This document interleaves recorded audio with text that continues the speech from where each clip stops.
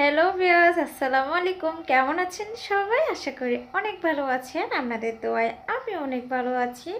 তো সবাইকে জানাচ্ছি happy new year, happy new year, happy new year, happy new ইয়ারের শুভেচ্ছা জানিয়ে আজকে আমি আমার ব্লগটা শুরু করতেছি। তো সবার কীরকম যাচ্ছে, কীরকম সময় যাচ্ছে, আজকে কালকে রাত থেকে শুরু করে সবার কীরকম সময় যাচ্ছে সেটা অবশ্যই জানাবেন। তো অনেকে অনেক মজা করতেছে দেখতে পাচ্ছি। কালকে রাত 12টায় অনেকে লাইভ আসছে, তো আমি একটু লাইভে গেছিলাম, আমার ফেসবুক থেকে গেছিলাম আমার লাইভে আমার মেয়েকে দেখানোর জন্য আর কি। তো আমরা আসলে রাতে তো আমাদের ছাদ খোলা থাকে না, এই জন্য ছাদে যেতে পারি নাই। তো আজকে একটু ছাদে যাওয়ার প্ল্যান ছিল, কিন্তু অনেক ঠান্ডার কারণে আসলে যেতে ইচ্ছে হচ্ছে না। তো 2020 সাল আমাদের অনেক খারাপ গেছে, মানে অনেকের অনেক পরিস্থিতি, যারা ভালোতে ছিল হয়তো তারাই ভালোতে ছিল, কিন্তু যারা খারাপে ছিল তারা অনেক খারাপ পরিস্থিতিতে ছিল, এই আর কি।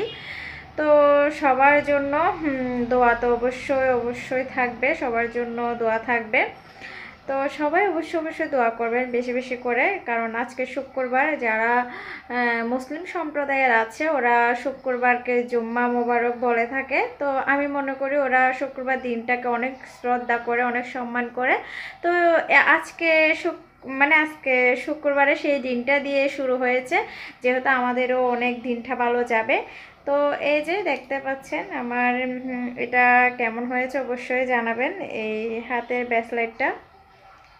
ব্রেসলেটটা দেখতে পাচ্ছেন, এটা কিন্তু এখনকার ব্রেসলেট না, এটা হচ্ছে আমার বিয়ের ব্রেসলেট। আমি আর আমার বোন মিলে কিনেছিলাম কক্সবাজার বার্মিস মার্কেট থেকে এই ব্রেসলেটটা কিনেছিলাম। তো আজকে একটু পরতে ইচ্ছে হলো, সেজন্য আপনাদের সাথে শেয়ার করে ফেলেছি।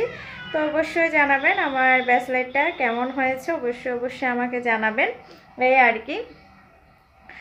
তো এইভাবে সময় পার হচ্ছে, মেয়ে নিয়ে আছি। আর আমার হাজবেন্ড তো অনেকে জানেন সরকারি জব করে, ও আসলে পাবলিকের কাজে খুব ব্যস্ত মানে ঘরের কাজের থেকে পাবলিকের কাজে খুব ব্যস্ত থাকে সারাদিনেই।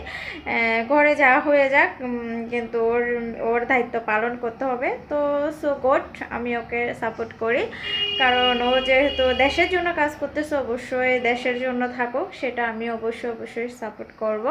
তো আজকে আমি বিচি রান্না করব অল্প কিছু। তো বিচিগুলো আমি আপনাদেরকে হয়তো পুরোটা দেখাতে পারবো না, যতটুকু দেখাতে পারবো ততটুকুই দেখাবো, এই আর কি। তো দেখি আগামীকালের ব্লগের জন্য অপেক্ষা করবেন। আর আজকের ব্লগটা কেমন হয়েছে অবশ্যই জানাবেন আশা করি। তো আজকের মতো দেখে নিন আমার কিভাবে আমি বিচিগুলো রান্না করলাম। ওকে, কেমন আছেন সবাই? আশা করি অনেক ভালো আছেন, আপনাদের দোয়ায় আমি অনেক ভালো আছি। তো আজকে আমি এটা দেখতে পাচ্ছেন, এটা আমাদের এখানে বিচি বলে। তো আপনাদের ওখানে কোথায় কোন জায়গায় কী বলে জানি না। এটা শীতকালে খেলে অনেক। তো আমি এটা সকাল থেকে ভিজিয়ে দিয়ে রেখেছিলাম। তো এটা অনেক ছোট ছিল, তা ভিজার পরে একদম ফুলে গেছে, দেখতে পাচ্ছেন অনেকটা বড় হয়ে ফুলে গেছে। তো প্রথমে চোকলা দিয়ে শুরু করেছি। তো এই দেখেন এগুলা গ্রামে যদি থাকতো তাহলে অনেকের গরু ছাগল থাকে, ওরা খেতে পারে, এই চোকলাগুলো ফেলে দেওয়া হয় না। কিন্তু শহরে তো খাওয়ার মতো কেউ নাই, ফেলে দিতে হবে। তো আমি এখানে বক্সে করে রেখে দিচ্ছি, সব রান্না করব আর কি, বক্সে নিচ্ছি। তো অল্প করে ছিলে নিচ্ছি আর কি, যতটুকু পারি। তো রান্না করব সেটা আজকে আপনাদেরকে আমি শেয়ার করব, তো আমার সাথে থাকবেন অবশ্যই। তো চলে আসলাম আবার রান্না করে, লিপস্টিক দিছি অর্ধেক, উঠে গেছে অর্ধেক, করার কিছু নাই। তো এই চোখ একটা থেকে পানি আসতেছে বারবার, বুঝতেছে না চোখে হয়তো কিছু পড়ছে আর কি। তো আমি এখন রান্নাটা শুরু করে দেবো আর আপনাদের সাথে শেয়ার করব। তো কেমন হয়েছে অবশ্যই জানাই। প্যান তুলে দিলাম আর কি। ওরে বাবা,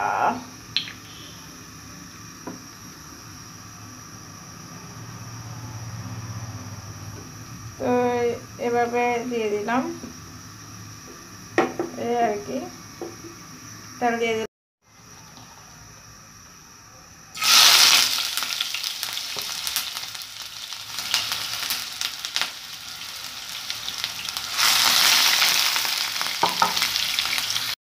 আমি একদম ছুলে পরিষ্কার করে নিয়েছি আর কি, দেখতেই পাচ্ছেন। তো এখন যে পেঁয়াজ প্রায় হয়ে গেছে, তো এখন দিয়ে দিলাম হলুদের গুঁড়া।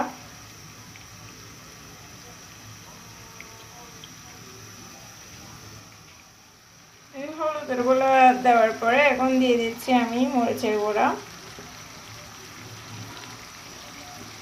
মরিচের গুঁড়াও দিয়ে দিলাম।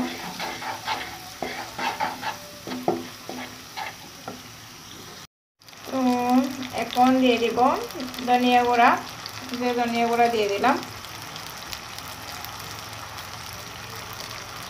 তারপরে দিয়ে দিব হচ্ছে জিরা গুঁড়া।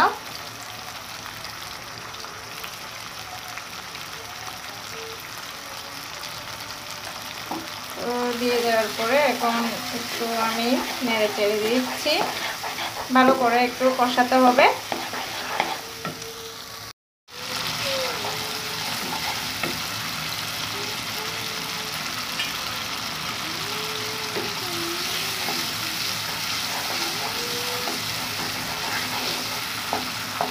আমি এখন শুটকিগুলো দিয়ে দিলাম, তারপরে দিয়ে দিলাম হচ্ছে বিচিগুলা। তো দেওয়ার পরে একটু কষিয়ে নিব।